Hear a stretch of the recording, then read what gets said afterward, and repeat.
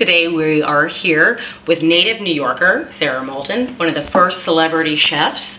And you can see Sara not just on television, but also on your iPhone app, where she's going to be cooking up some of her delicious family-based recipes for all to see. So, welcome, Sara Moulton. Why, thank you. Welcome to my kitchen. Thank you. And I love the fact that your app is aptly named Sara's Kitchen. Shot the whole thing here. I would love to know all about your iPad application, iPhone application, and how it started, and where you started getting your recipe ideas for it, because you pulled it from some of your cookbooks. But mainly it was all from my cookbooks, but sort of the best of. And then I had to retest them. It was 60 recipes, 60 photos. I retested them as we were doing it and tweaked them and made them even more modern. But the wild thing was that I'm the one who bought the ingredients, made the recipe, styled the recipe, did the propping. I had a terrific photographer friend, young person, Jessica Leibowitz, who did the photography. And sometimes we would, But my whole thing is, it's about family dinner. It's called Sara's Kitchen, but it's about getting dinner on the table during the work week.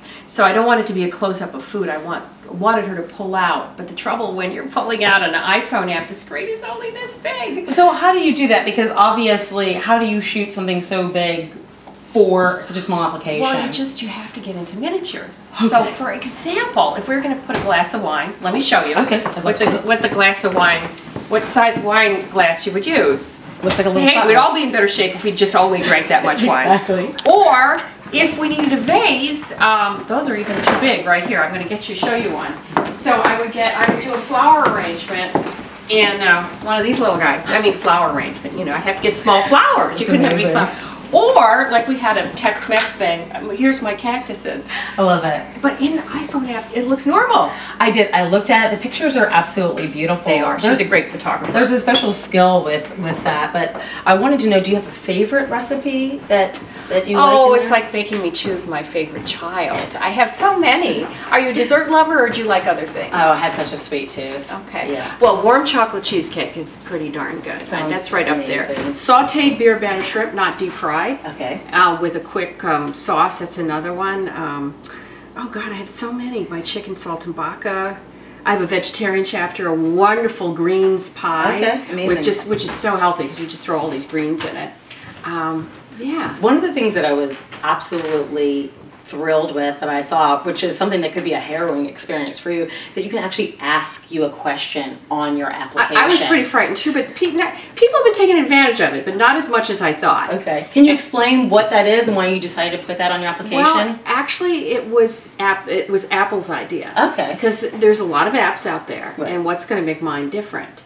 And I've sort of been known as the answer person because I did the show on the Food Network for 10 years. Well, that show I did for 6 years, which was a live call-in show, and people would call in with questions. And so I would have the answer. So I'm the answer person. That's sort of how people know me. So it was their idea to add it. Okay, that's absolutely fantastic. Yeah. So are you getting calls at dinner or emails at dinner, or do you wait to a specific time to answer the question? I wait for a specific time. It actually ends up on my computer, on my internet. It doesn't come through on the phone. Okay.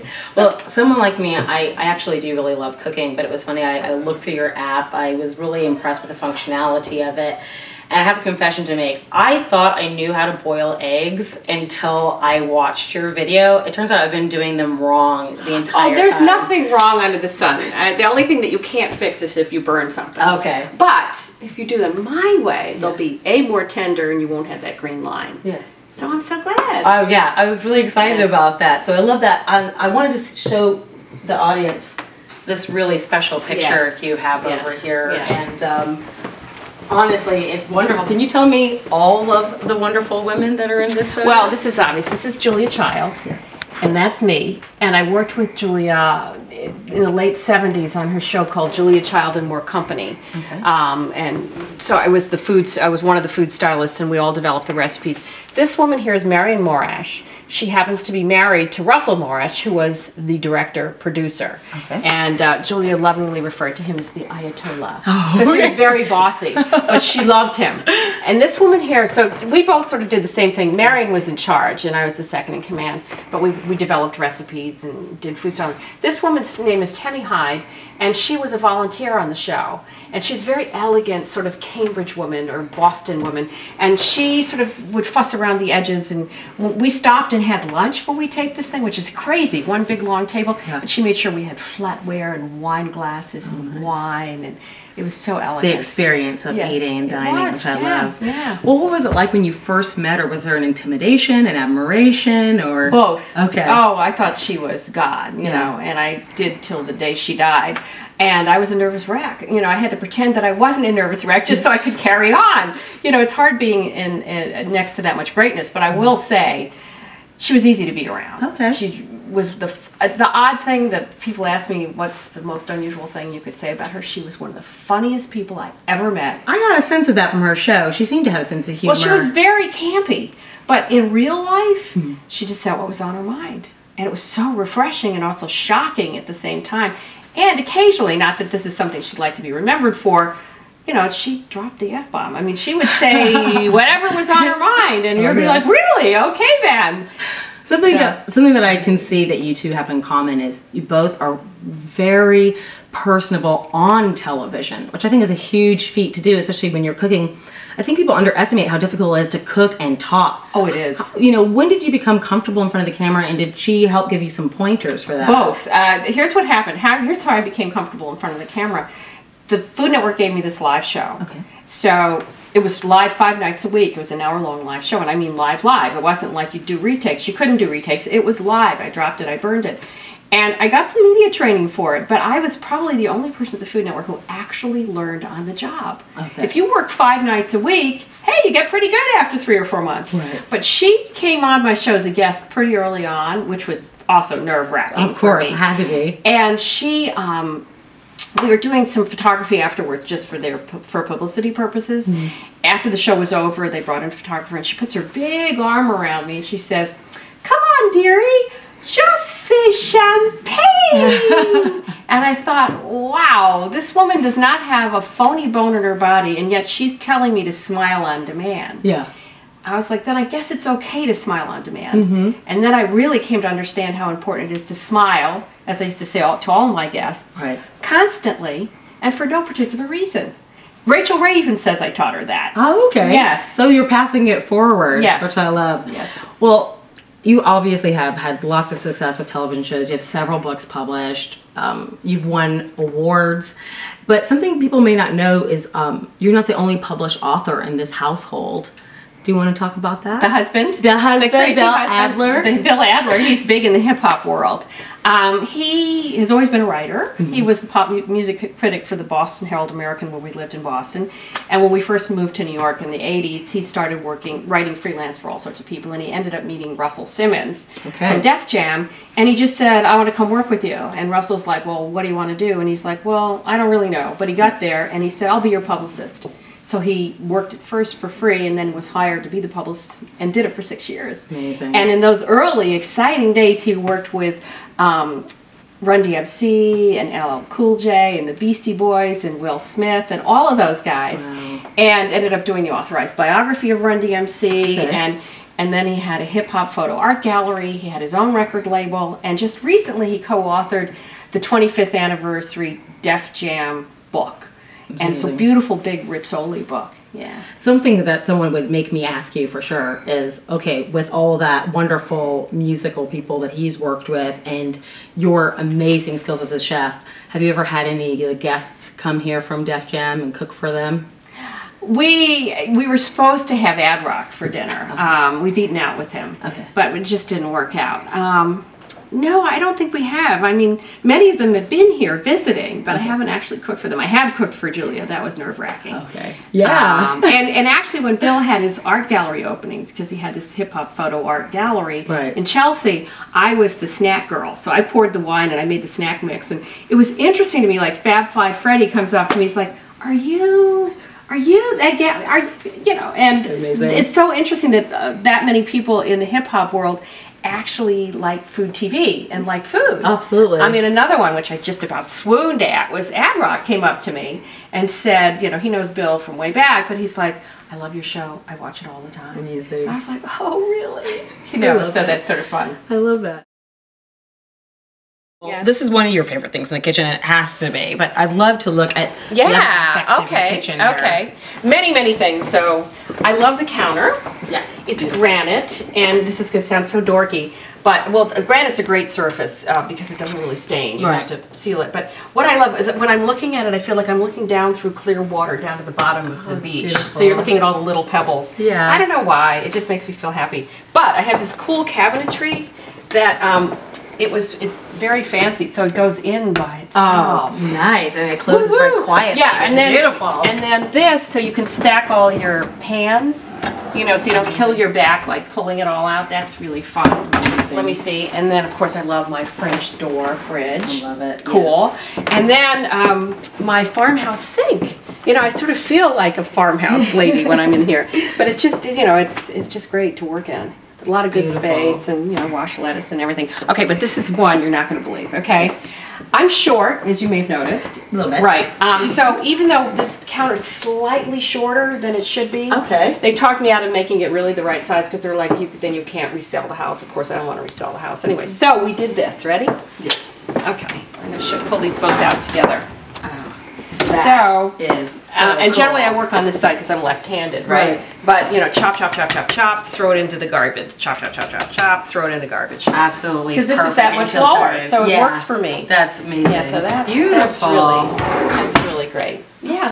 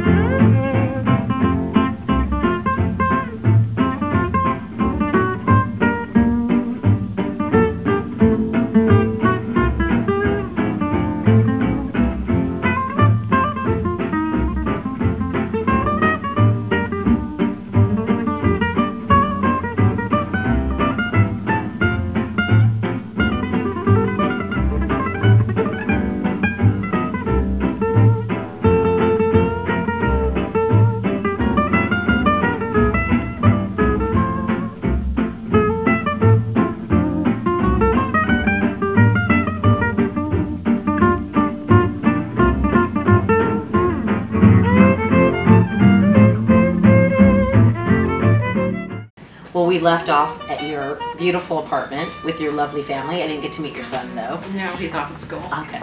But I love that you were getting ready to talk about Julia Childs and cooking for her the first time. What was that like? Oh gosh, I was such a nervous wreck. I mean, I think it's actually true for any dinner party. The hardest part of the dinner party is deciding what you're going to make. Yeah.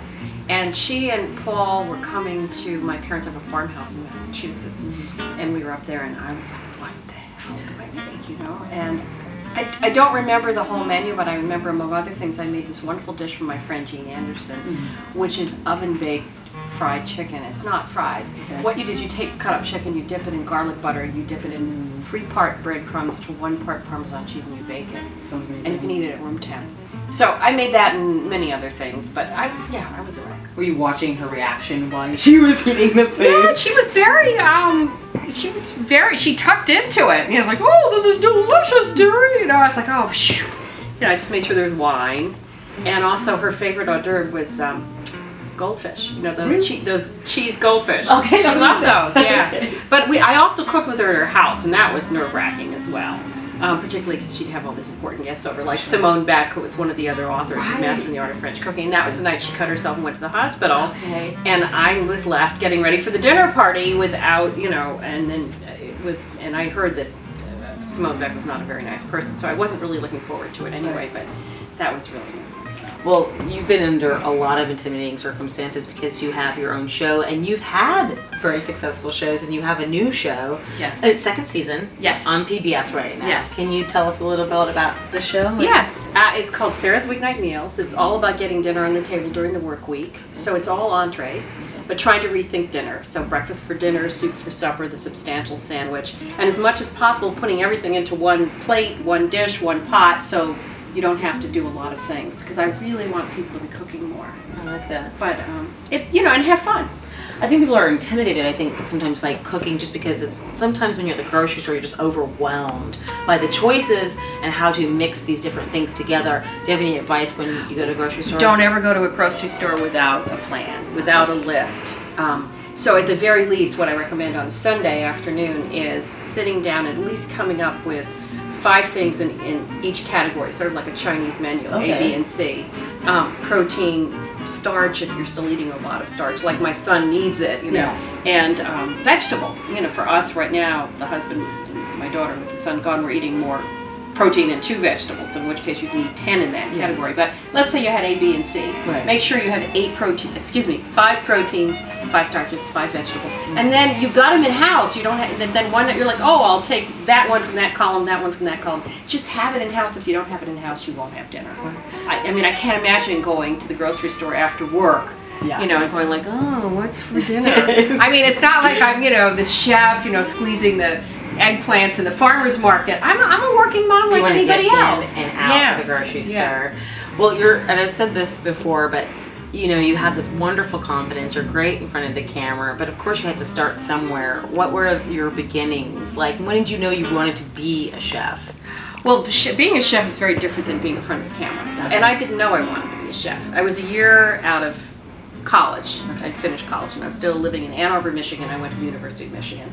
And when I was in college, I pursued everything. Okay. Should I become a doctor, a lawyer, a biological medical illustrator, because I was a good drawer of biology things, or should I be a teacher, because I've always taught. Like when I was in New York City, I worked in the school volunteer program tutoring inner city kids. And I read every book about how did children learn, why did children fail, and all those books. But I hadn't pursued any of it. So I'm cooking in a bar. Meanwhile, I'd had several jobs cooking in college, living with my boyfriend. And my mom's horrified. She's like, this will not do. My daughter needs to have a career. Right. So she wrote, unbeknownst to me, to Craig Claiborne and Julia Child. Craig Claiborne, but not everybody does, was the food editor of the New York Times, and had written the New York Times cookbook that my mom and I had cooked all the way through when I was in high school. Yeah. And then, of course, Julia's obvious. Well, Julia didn't write my mom back, which is odd, because Julia always wrote everybody back. Yeah. She must not have gotten the letter. Yeah. But Craig did, and he said, if your daughter wants to become a chef, she should go to cooking school.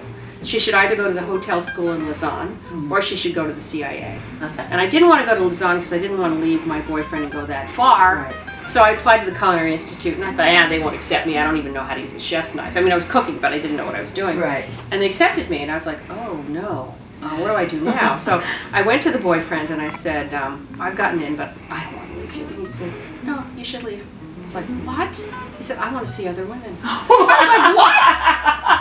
like, what? Well, so that, I was shot out that door like a cannon. And, the day that I stuck my toe in the front hall of the Culinary Institute, I was like, what was I waiting for? Wow. Meanwhile, that man is my husband of 30 years. No, it's not. That was too young. You shouldn't settle down when you're that young. So he was right. He saw his ladies, and I went off to school with all these cute young chefs. Nice. So I had a good time. But meanwhile, I found myself.